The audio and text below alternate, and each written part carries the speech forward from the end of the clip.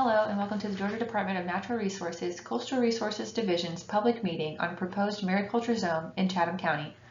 In this presentation, we will give a brief overview of Georgia's shellfish program, including regulatory partners, a few industry statistics, and current methods of commercial shellfish harvest.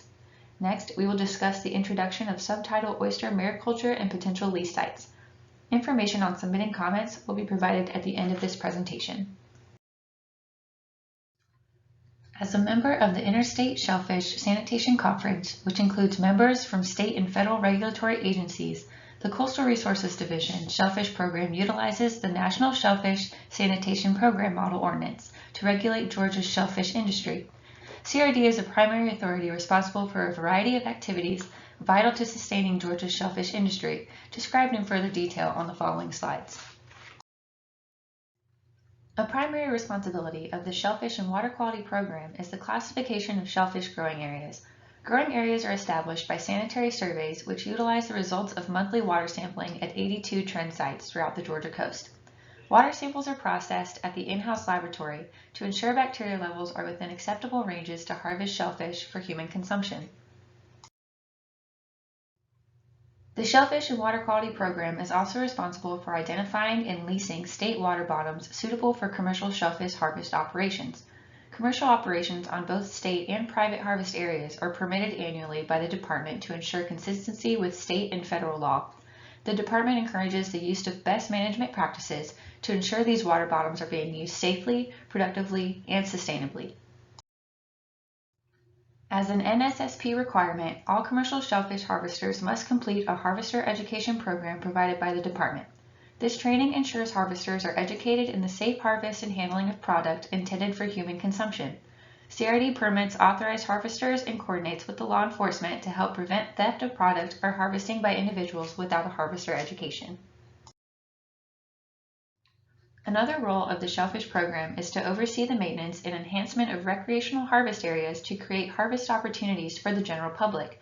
Maps can be found online at coastalgadnr.org/recreational fishing for further details. Due to the risk of severe illness and death linked to the consumption of raw shellfish, the industry is highly regulated by a number of agencies.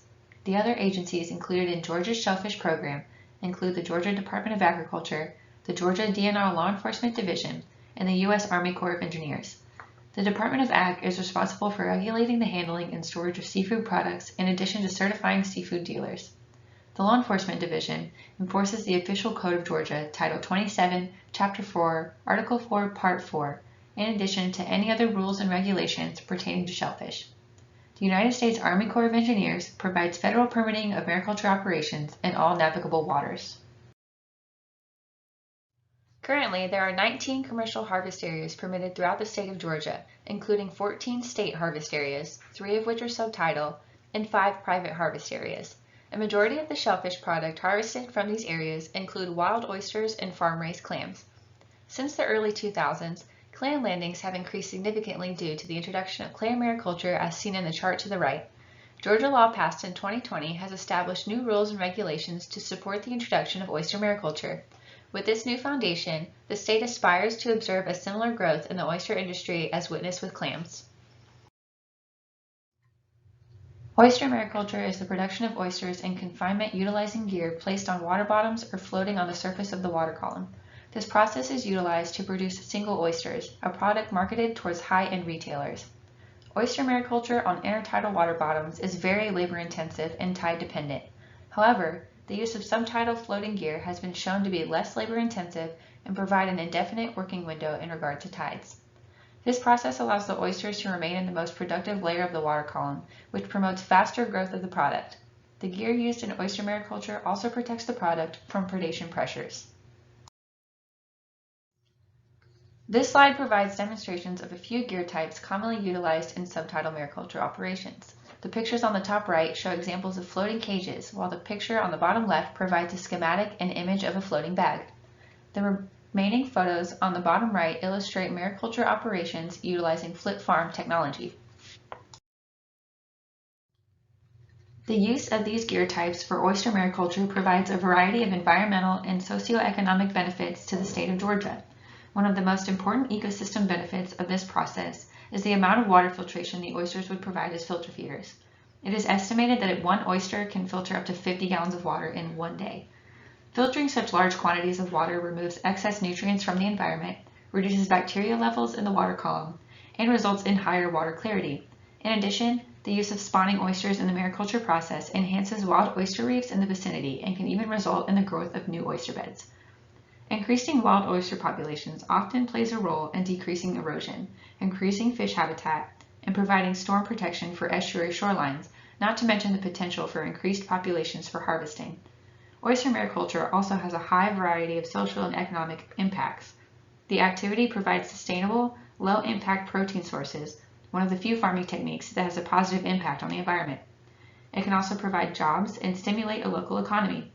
Additionally, the increasing popularity of oyster farming has the potential to increase tourism, which can provide a boost to local farms and restaurants. Oyster mariculture also has its challenges, many of which have come to attention with its introduction in other states. The allocation of public land and water for private use has the potential for impacts to navigation, recreation, and residential viewsheds. Additionally, sighting harvest areas are often restricted by law and have site-specific permitting requirements. The gear utilized can also impact threatened or endangered species and their critical habitats. Finally, compliance and enforcement can be difficult when harvest areas are widely dispersed throughout remote areas, making it difficult for law enforcement to patrol the areas in an effort to prevent theft and encourage safe harvesting techniques. In an effort of due diligence, CRD has taken many precautions to address those challenges. DNR Board Rule has set requirements for lease siting as follows. Any boundary of a subtidal water-bottom lease shall not be within the following: 150 feet of a federal project, 50 feet of an existing commercial, community, or private dock, and 50 feet of a shoreline at mean low water.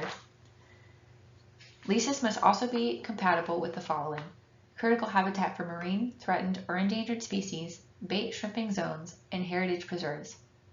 Before siting a subtidal water-bottom lease, the department shall evaluate other conditions such as areas with known pre-existing or historical commercial, recreational, and private uses of the waterway, areas where property owners may exercise riparian rights to construct docks or marinas, and areas of dynamic shorelines and shoaling. In addition, CRD would like to implement subtidal leases in mariculture zones.